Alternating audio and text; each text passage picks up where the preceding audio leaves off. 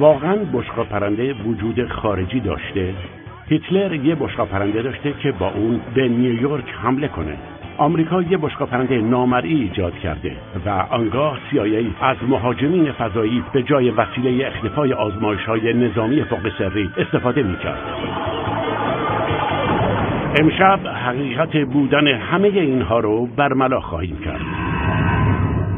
بشقاب پرنده‌های واقعی.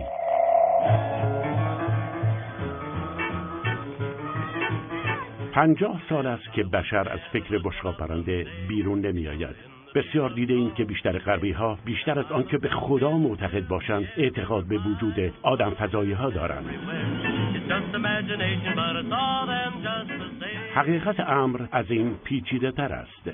بشقاب پرنده ها وجود خارجی دارند اما از فضا نمی آیند بلکه از زمین و از اهریمنی ترین ردیاب های تحقیقات نظامی به وجود می آیند. کل ماجرا از سال 1932 در شهر بخارست رومانی شروع شد، وقتی که مردی به نام هنری کوندا مهندس هواپیما در حین استفاده از شیء پرنده دیسکی شکل خارق‌العاده‌ای دست یافت. از اولین افرادی که آزمایش‌های کوندا را مشاهده کرد، رادو مانتیسیدس که دانشجوی هوانوردی بود و در آن زمان 20 سال داشت. Ceva macheta s-a urcat sus imediat.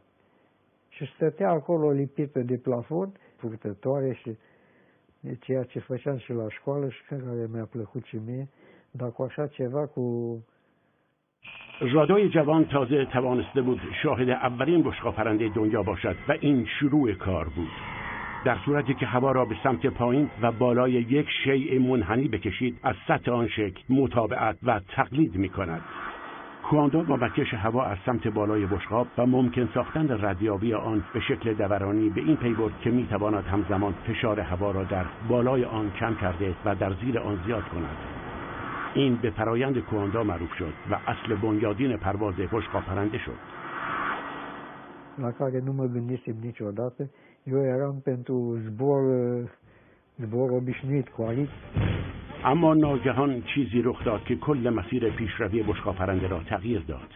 در سال 1939 جنگ در گرفت و مردم به سرعت به دنبال راهی افتادند که به دنبال سلاح‌های جدید بگردند و با راه‌های جدید آنها را مستقر سازند. وقت استفاده از ایده ساده کواندا رسیده بود. رئیس فناوری نازی‌ها ورنر وون براون از ایجاد سلاح‌های جدید از سوی ستاد فرماندهی فوق سری خود در پنداموند آلمان خبر داد.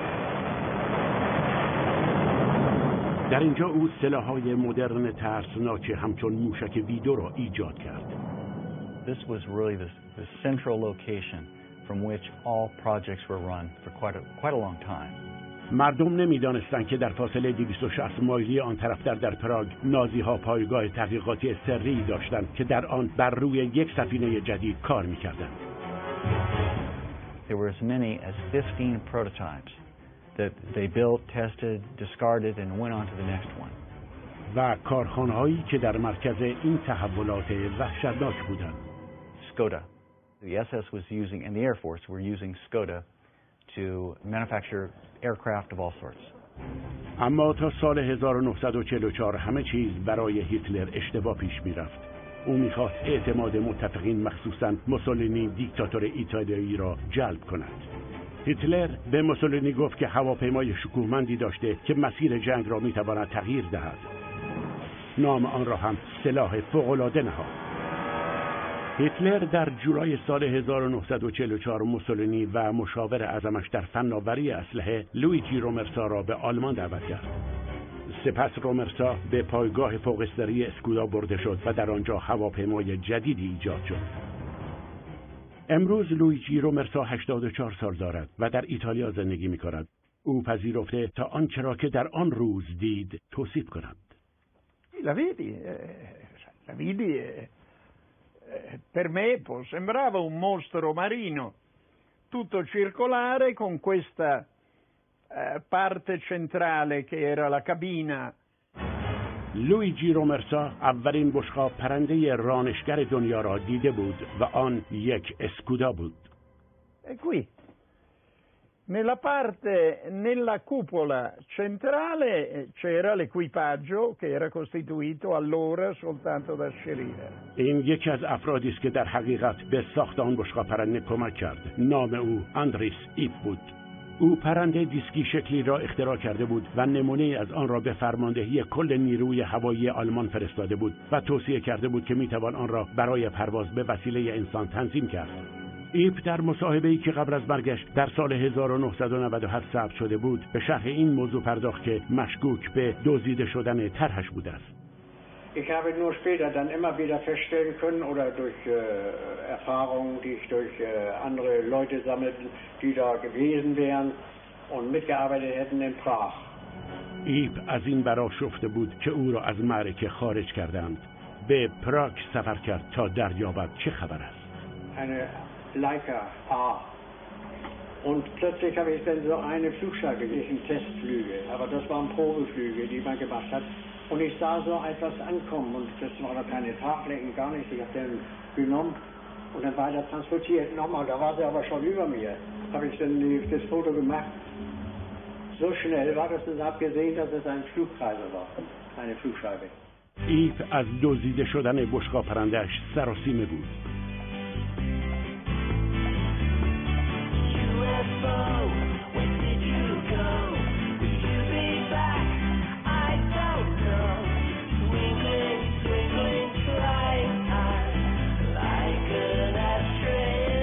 بعدها ایپ چیزی که متعلق به خودش بود را پس گرفت، اما در همین حین آلمان ها یک بشقاب پرنده در اختیار خود داشتند. It actually flew and flew pretty well. بشقاب پرنده آلمان ها به این شکل بود. بر اساس اصل بشقاب پرنده مبتنی بود، همان چیزی که توسط هنری کواندا کشف شده بود که بر اساس آن سفینه ناحیه‌ای از فشار پایین را در سمت بالای خود ایجاد می‌کرد و در حقیقت خود را به درون هوا مکش می‌داد. اما آن بشقاب پرنده این ویژگی را با فناوری جدید دیگری همچون هلیکوپتر یا موتور جت همراه کرده بود. سریع و چندکاره بود و قابلیت حمل بار سنگین بمب را در زیر خود دارا بود. اما مهمتر از همه پرواز عمودی بود. These saucers worked in one sense almost like a helicopter in that they had rotating vanes. The vanes would rotate underneath the saucer and were powered by a jet, the same jet that moved the saucer forward, would be directed up to spinning these vanes to give it lift. Sarebbero stati adibiti a bombardieri se se ne fossero stati costruiti un certo numero. Tutte le macchine che venivano costruite in quel momento erano macchine.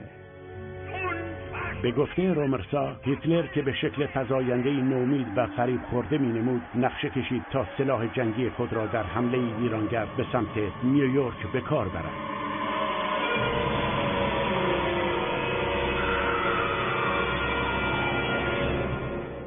Che durante un discorso Hitler avesse detto Dio mi perdoni gli ultimi 5 minuti di guerra. و البته هیچگاه روس‌ها در حال پیشروی در پراگ بودند و در همان حال آلمان‌ها جنگ را نومیدانه در خیابان‌ها پیش می‌بردند. دانشمندان کارخانه اسکودا تلاش کردند تا اسناد تحقیقاتی خود را از بین ببرند. Il campo venne distrutto con cariche di dinamite e la trottola saltò in aria con il resto del materiale.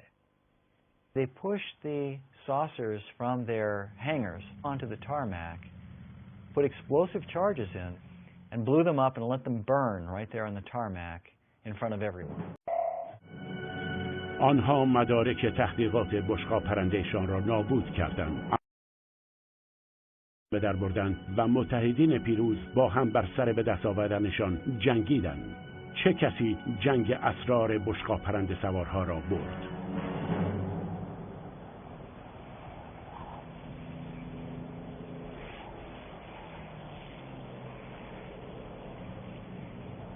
در سال 1947 خلبان کنت آرنولد های ایالت واشنگتن پرواز می‌کرد که ناگاه متوجه شلیک نقشه‌ای با سرعتی باور نکردنی در آسمان شد. He thought that they traveled in a motion that he compared to saucers being skipped on water, which is kind of an unusual analogy, but that name stuck, and that's why they became flying saucers. رویت این شیء نادر به عنوان لحظه تولد عصر بشقاب پرنده تجلیل شده است که با هیجانی دیوانه‌وار از سوی مردم مواجه شد، اما در عین حال آتش دشمن پنداری را هم برانگیخت. Air Force intelligence began to be concerned that these things were Soviet reconnaissance vehicles. و این آغاز جنگ سرد بود. متحدین جنگ جهانی دوم حالا دشمن هم بودند. Already an iron curtain had dropped around Poland, Hungary, Yugoslavia, Bulgaria. غرب و شرق به نمایش عظیم بزرگترین و بهترین سخت افزارهای نظامی خود مشغول بودند، اما جنگی سری هم به پا بود، رقابتی بیرحمانه برای تصاحب دانش نازیها و دانشمندان آنها.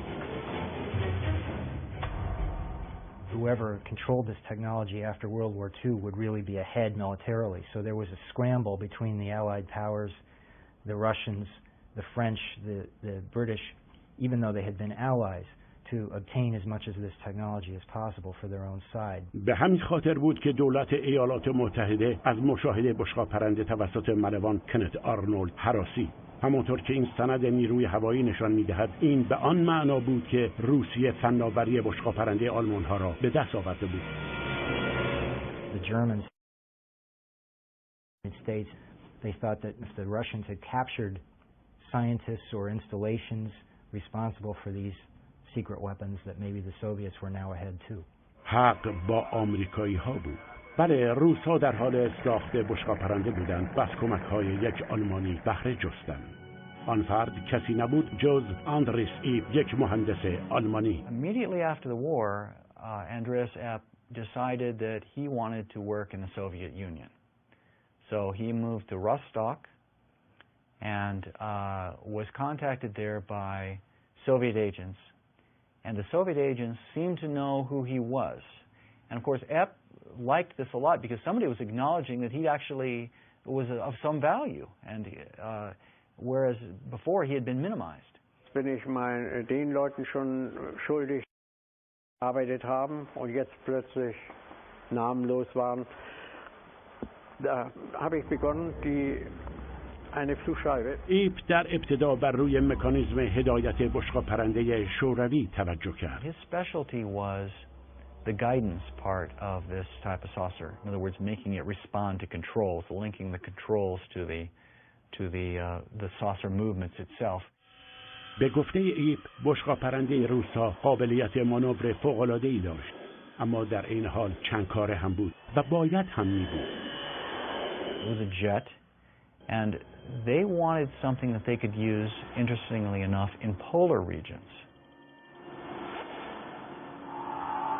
دلیل آن هم واضح بود. سریعترین راه برای رسیدن به آمریکای شمالی از راه قطب بود و این حقیقتی بود که آمریکای بدگمان هم از آن غافل نبود. حتی هالیوود هم به این شک برده بود که روس‌ها باید دنبال یک چیز بشقاب پرنده مانند باشند. Now the first country that learns the secret of the flying saucer will control the skies of the world.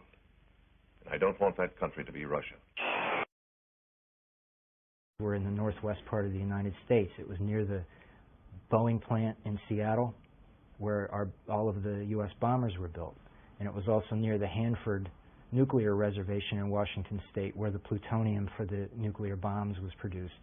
They were very strategically sensitive parts of the United States, and it was the closest part of the United States to the Soviet Union. So it's where they would have expected Soviet planes to come. اما حالا بشقاب پرنده ها همه جا به چشم می‌خوردند. هیچ یک از مراکز شهری در امنیت نبودند. دولت لازم داشت تا در پوشی روی این حدس و گمان ها بگذارد. به همین منظور اداره جنگ روانی پنتاگون به طرح دو بخشی ساده و زیبایی دست پیدا کرد. اول اینکه یک شخصیت نظامی باید با قاطعیت تکذیب کند که اصلاً چیزی در حال رخ دادن نبود، اما برای محکم کاری شایعاتی را پراکندند مبنی بر اینکه بشقاب پرنده ها از فضا میآیند. این طرح در کنفرانس مطبوعاتی پنتاگون آغاز به کار کرد. ماه ژوئن سال 1952 بود و حرکتی سرنوشت‌ساز در تاریخ اسپین.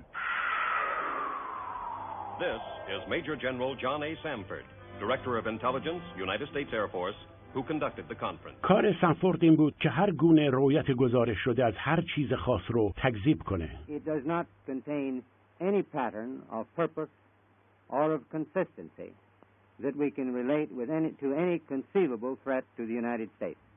برای بحث راجع به تئوری مهاجم فضایی، سرگرد بازنشسته دونالد کیهول را در مقابل سنفورد قرار دادند. Major Keyhole, as author of the book Flying Saucers Are Real, what is your opinion of these new sightings of unidentified objects? With all due respect to the Air Force, I believe that some of them will prove to be of interplanetary origin. بسیار هوشمندانه و ساده بود. حالا هر کس که یک بشقاب پرنده نظامی میدید فکر میکرد که آدم فضایی دیده و بقیه به آنها میخندیدند. مطبوعات از داستان آدم فضایی ها بسیار استقبال کردند و آن را با علاقه پیش بردند. دقیقاً در همون چاپ مجله لایف که منری مونرو رو به عنوان ستاره به نمایش گذارد، عجیب الخلقه ای از مریخ را هم نشان داد. In that article, a number of anonymous government and military experts were interviewed and made statements supporting the idea that the saucers could not be man-made objects, secret weapons, or misidentified natural phenomena. So the alternative seemed to be that they were from another planet. And that was one of the the first times that that theory had been given major publicity. Never before has the screen reached such heights of excitement, breathtaking spectacle, hair-raising terror. نوشته های دونالد کیهول مستقیما به معروف ترین فیلم بشقاب پرنده یعنی زمین در معرض بشقاب پرنده ها الهام بخشید. The basic concept was taken from one of his books about flying saucers. And that the government has made a lot of experiments with round flying objects and which they kept quiet, and so they probably encouraged the idea that they were aliens from outer space. در واقع به نظر می رسید که دولت آنقدر به این موضوع علاقه‌مند بود که چارلز اشنر تهیه کننده فیلم مستقیما برای آنها گزارش میداد. Of course, after the script is finished, it out of my hands, and I'm sure that Charles submitted it to the front office as well as to various space people. Oh, here they come. Oh, there they go. اما در حالی که شهروندان آمریکایی با شگفتی به آسمان می‌نگریستند، مردان سیاه‌پوش به مقصد خود نزدیکتر می‌شدند. آنها از بشقاب پرنده‌های خود ناامید بودند و درست همچون روس‌ها آنها نیز به دنبال دانشمندان نازی سابق بودند تا به آنها کمک کنند. When the Nazis surrendered in 1945, the U.S. military was worried about the German scientists falling into the hands of the Soviets, and the U.S. military was also interested in exploiting the knowledge of these scientists to help develop American programs like missiles and electronics, radar, supersonic aerodynamics, jet engines, and other advanced technologies that the Germans had developed. So the United States set up a program called Overcast and Paperclip to collect these scientists and bring them to the United States. از بعضی جهات آمریکایی‌ها خیلی خوب عمل کردند. آنها رئیس فناوری نازی‌ها ورنر وون بران را روبودند و او را تبدیل به یکی از اعضای ارزشمند ماشین جنگی آمریکا کردند. همچنین میزان عظیمی از فناوری موشک ویدوی آلمان را هم کسب کردند. با این اسباب بازی‌های تازه بازی می‌کردند، این موضوع را می‌دانستند که شکافی جدی در سلاح جدیدشان وجود داشت. آنها بشقاب پرنده آلمانی نداشتند. It seems that the Air Force was concerned that the Russians may be ahead of us and that we need to have our own, an answer to the Soviet saucers. اما بعد یک روز در سال 1957 شانس به آنان رو کرد و دوباره از بشقاب پرنده ساز آلمانی آندریس ایب که حالا در شرق آلمان بود استفاده کردند. At some point he had a falling out with life in eastern Germany. I don't know what it was. It may have been a divorce. Anyway, he ended up in the West, and he crossed the border then and said, "Hi, here I am. I was spying for the Soviets, and I want to tell you everything I know." And the Americans immediately threw him in jail and began interrogating him. And while he was in jail, he started writing and drawing from memory what he had done for the Soviets, the Soviet saucer plan, and what it was going to be used for. آمریکا با کمک ایب و سایرین برنامه خود را با جدیت آغاز کرد. It's an interesting fact that by the late 50s and early 60s, almost all the major aerospace contractors, including Boeing, Convair, Lockheed, North American, were working on concepts for saucer-shaped vehicles for various applications. This is Lockheed's California division, senior member of the Lockheed family, birthplace of an always exciting family of wings. لاکهید بر روی تعدادی از طرح‌های بشقاب پرنده برای نیروی هوایی ایالات متحده کار می‌کرد. They all have a central engine that would point downward, and the aircraft would take off straight up, transition into horizontal flight, accelerate to very high speed, and then fly at over 100,000 feet. And this was very advanced thinking for the time. مهندسین لاکهید بر روی یک بشقاب پرنده کار می‌کردند که برای به کار انداختن موتورش با یک سوخت‌پاش مرکزی کار می‌کرد تا موفق به ایجاد کواندا یا همان تأثیر بشقاب پرنده‌ای شود. اما لاکهید تنها شرکت مهندسی آمریکایی که روی این فناوری کار می‌کرد نبود. Convair was one of the other major aircraft companies in the 1950s and 60s. کانویر همچون لاکهید هم پروژه‌های سری داشت و هم پروژه‌های علنی که در این مورد میتوان به جیمز استوارت هنرپیشه هالیوود اشاره کرد. Well, that was quite a day I had there. Believe me, that's quite an airplane. در دهه 50 و 60 باب ویدمر طراح ارشد کانویر بود و در حقیقت عضو کلیدی تیمی که هاسلر بی 58 را ساختند.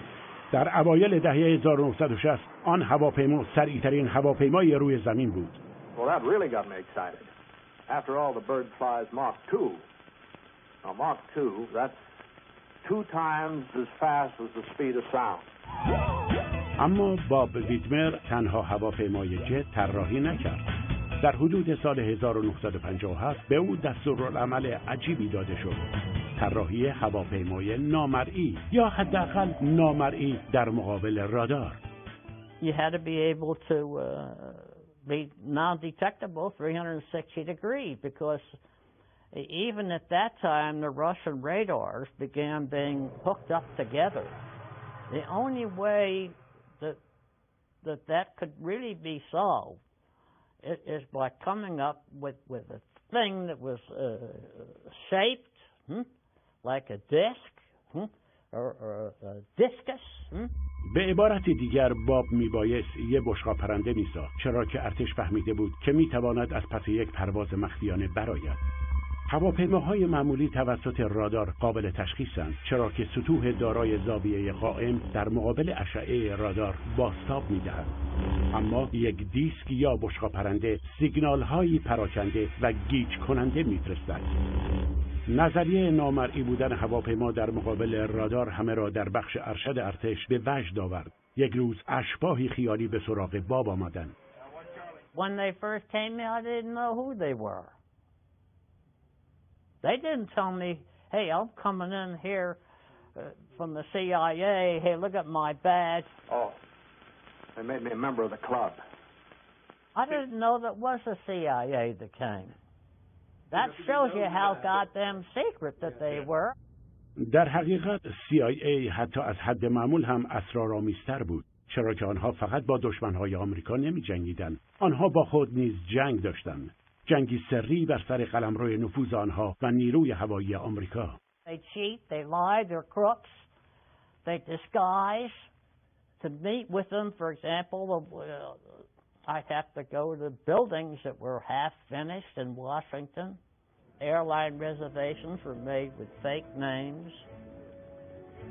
It was hard on me and my wife as such to live this thing, and all the thing was a whole bunch of fake stuff. It was almost where you couldn't tell the realism for what was just the phony. باب با تردید موافقت کرد تا بر روی پروژه طراحی شیء بشقاب پرنده‌ای که در مقابل رادار نامرئی باشد مشغول به کار شود. I never would want to do it again. To have to live under that kind of a climate. You couldn't talk to anybody except at certain places that they selected. این پروژه فوق‌العاده سری بود. گویی وجود ندارد. نوعی تکذیب مطلق همه چیز معروف به پروژه سیاه. There's all kinds of black. I'm talking about the extreme black. I have lived through the extreme black.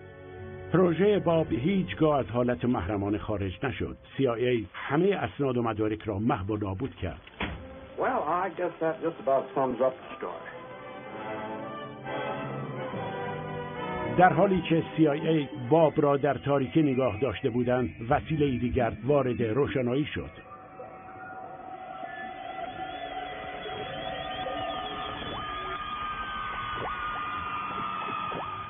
مرتفع‌تر و سریعتر از هر وسیله یا سیستم جنگی دیگری است که در آن موقع در دسترس بود. They mention it being possibly used as a special reconnaissance weapon system. Given the performance that Avro thought they could get from this vehicle, it would be able to evade any defenses and, attack any other plane with impunity. ارتش با شور و شوق حجم هنگفتی از پول را صرف این کار کرد. The Special Projects Group then became an entity unto itself. It was given a place in the flight test area and now began to work on what in fact Frost had started to look at as the ideal shape, a completely flying circular disc. I had no idea that there was such a thing as the Special Projects Group because it was very classified, top secret and all that.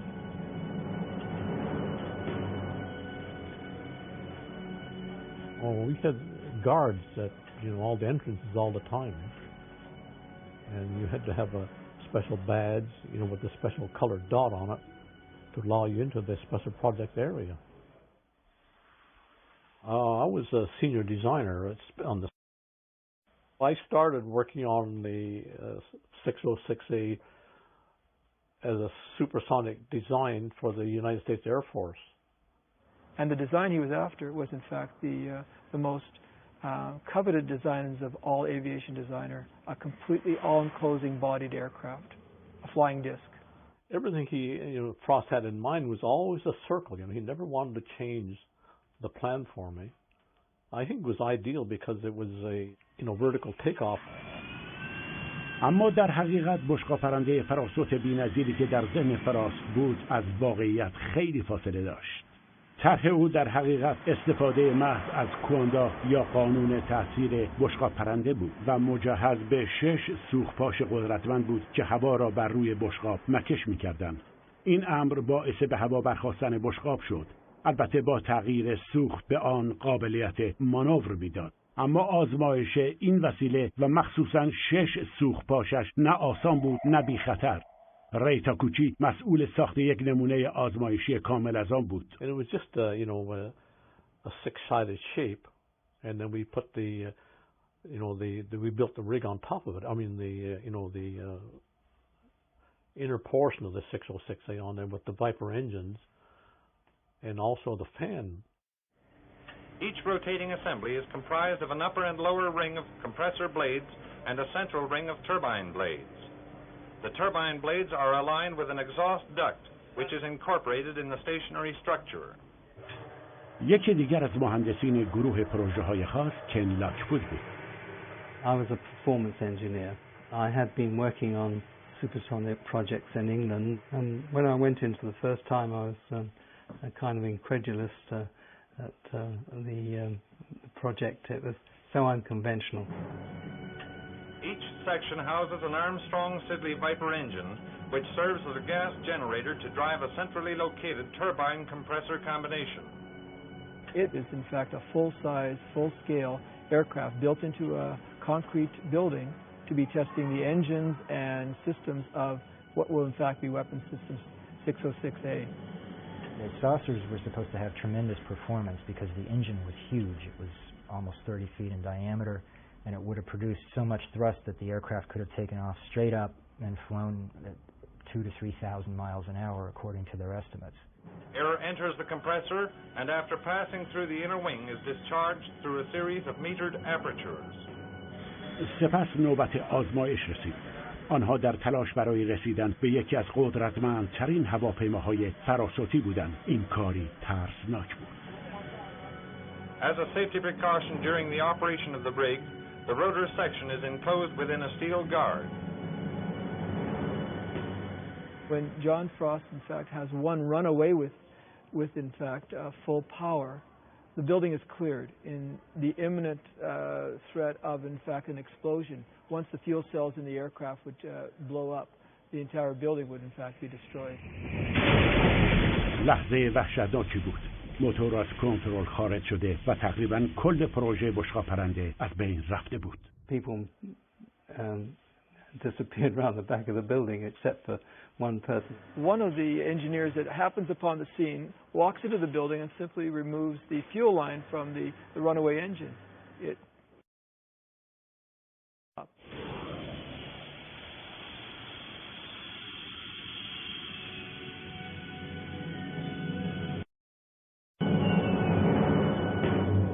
After that, it was deemed rather dangerous to run it, so they abandoned that. اما همه چیز برای خود شرکت آورو هم رو به وخامت بود.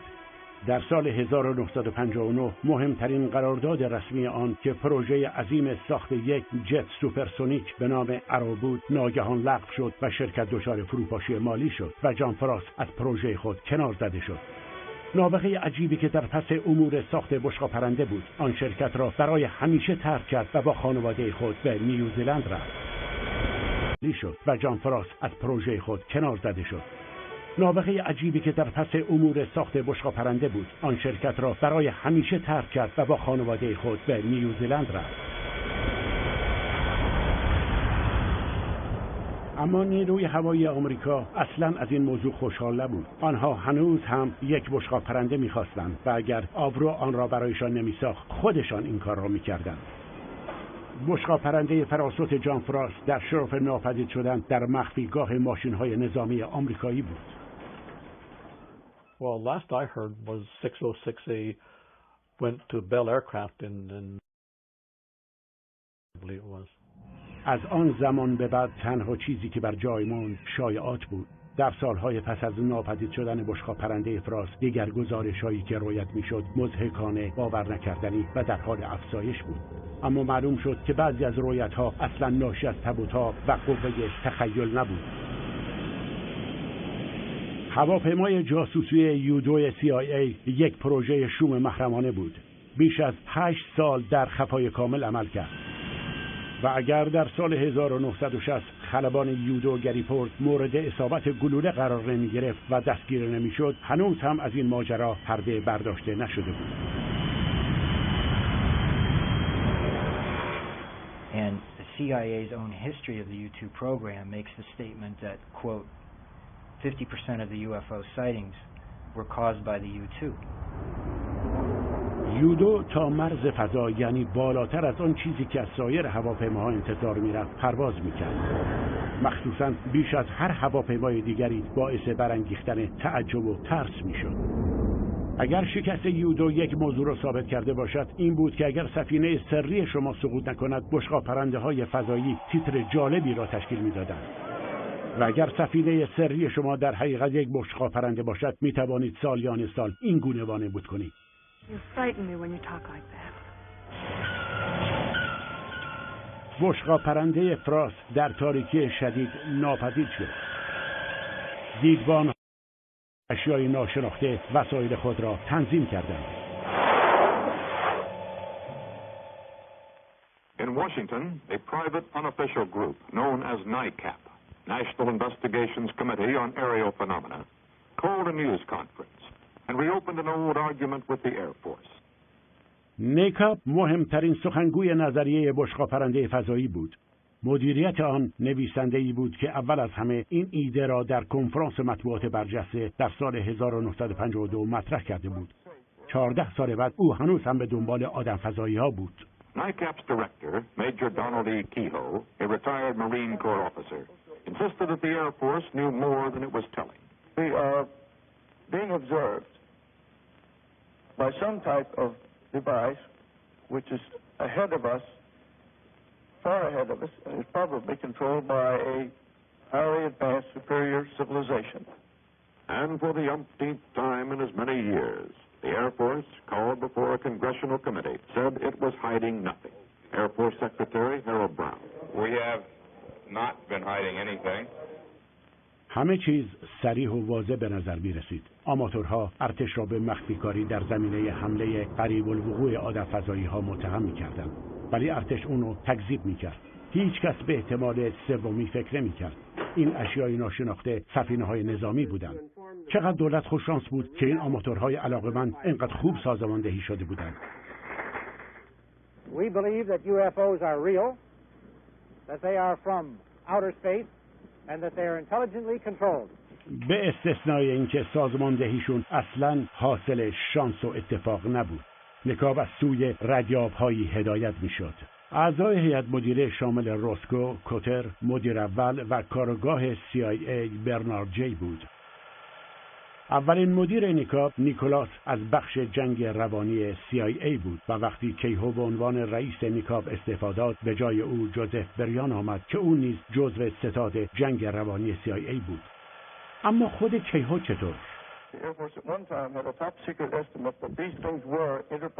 آیا او به راستی به وجود بشقاب پرنده‌های فضایی معتقد بود؟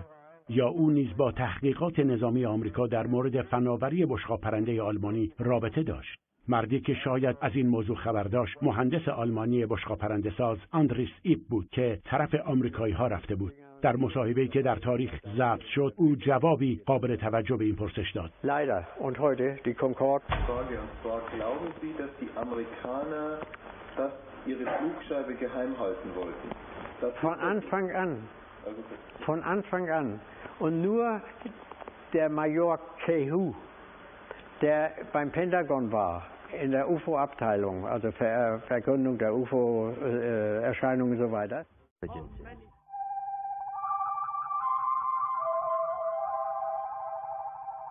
We are your friends. We are your friends. Please contact us. سپس در روز 11 نوامبر 1987 این کار را کردند. همه آن وقتی شروع شد که تاجری به نام اد والترز نوری عجیب را در بالای باغ خود دید. او دوربینش را برداشت و این عکس را گرفت. این اولین بار از چندین رویت‌های چند سال آینده بود.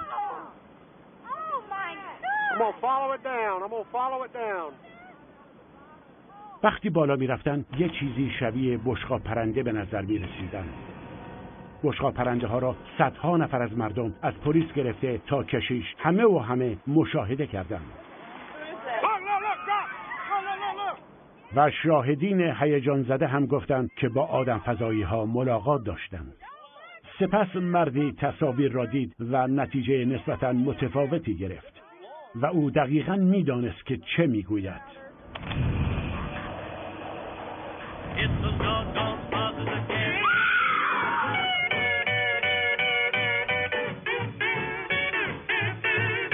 خلیج بریز فلوریا 17 سال پیش این همان جایی بود که تعداد بسیاری از بشقاب پرنده ها دیده شد. بیش از صدها نفر که آنها را دیدند متقاعد شدند که در حال تماشای آدم فضایی بودند، اما یک نفر بود که متفاوت فکر میکرد. Any time that somebody says that there is something doesn't necessarily mean there was something. They have to be able to meet a scientific criterion of being real. Upon coming across the Gulf breeze sightings, however, the configuration was radical enough that we could see up inside, and that was up inside was light, and it as though it was hot, and not only that, but it was circular in configuration. بوشمن در طراحی سلاح 35 سال از بقیه جلوتر بود و موشک استینگر را قبل از نقل مکان به لاکید وقتی در مرکز ساخت بشقاب پرنده نظامی آمریکا بود اختراع کرده بود.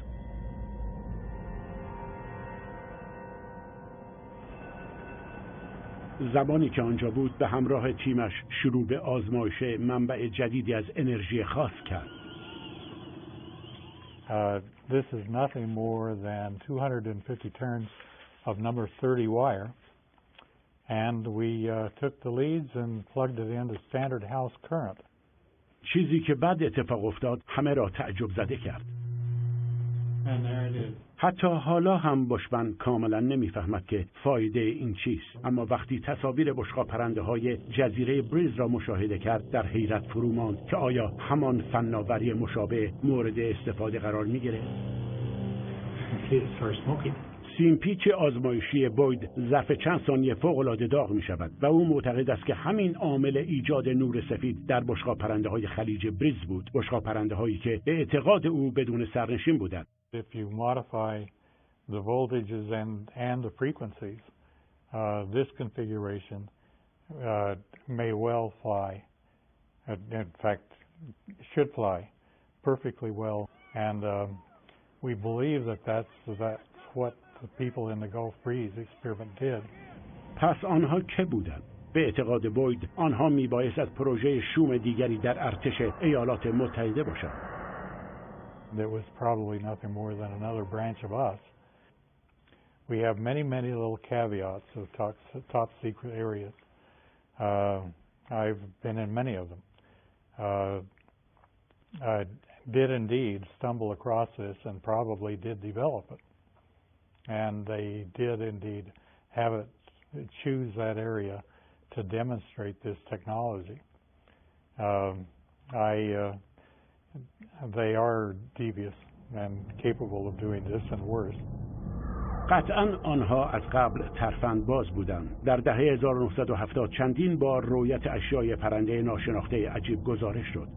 اما اینها فرق داشتند. بسیاری از آنها به شکل مثلث بود تا دایره.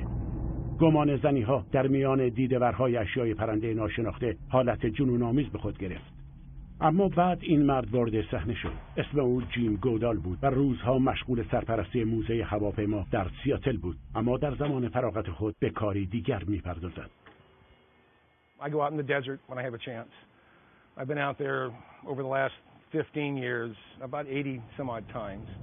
جیم پایگاه‌های هوایی فوق سری ارتش ایالات متحده را ملاقات می‌کند تا به عکسبرداری از پروژه‌های سیاه در خفای آمریکا بپردازد. The best way to avoid being spotted is to rent a vehicle that's neutral in color. I had some netting. I put that over the vehicle, throw some sagebrush on top of it, and they look around, they don't see anything that's obvious. در سال 1988 جیم از سفینه‌ای که بیش از 10 سال در تاریک‌ترین اسرار احاطه شده بود عکسبرداری کرد. I had my cameras out. I heard something take off.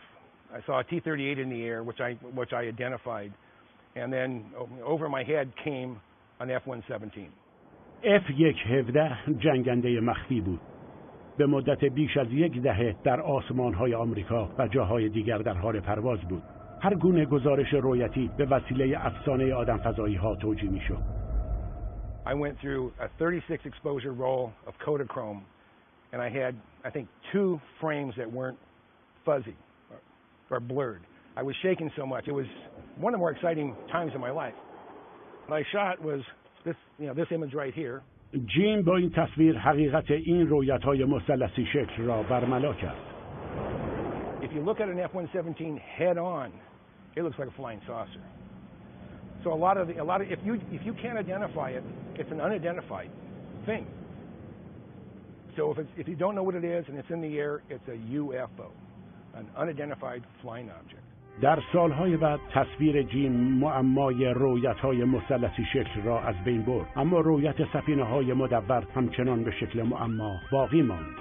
درست ماه گذشته نیروی هوایی مکزیک فیلم‌هایی از اشیای پرنده ناشناس خارق‌العاده‌ای را که توسط خلبان‌هایی با استفاده از عکس برداری با اشعه مادون قرمز گرفته شده بودند منتشر کرد. عجیب بود که اگرچه 11 سفینه دیده میشد ولی تنها 3 مورد توسط رادار شناسایی شدند. آیا آدم‌فضایی‌های واقعی عاقبت رسیدند یا ارتش آمریکا دستی در آن داشت؟ Now, a dear friend of mine was named Ben R. Rich. He replaced Kelly Johnson at the Lockheed Skunk Works. And about 10 days before he died, I was speaking to Ben, but he told me, he said, Jim, we have things out in the desert that are 50 years beyond what you can comprehend. They have about 4,500 people at the Lockheed Skunk Works. What have they been doing for the last 20-some odd years? They're building something. Dad, when you're out there, did you see anything? Let's not start that flying saucer nonsense again.